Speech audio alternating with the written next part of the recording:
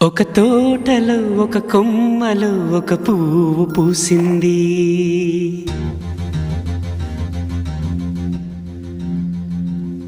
మహారాణిలా మహాలక్ష్మిలా ఆ పువ్వు నవ్వింది.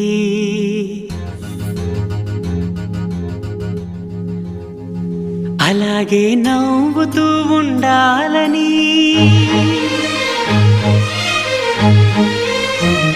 అలాగే నవ్వుతూ ఉండాలని నింగి నేల వాగు వంక చెట్టు చేమ గువగూడు ఆశీర్వదించాయి.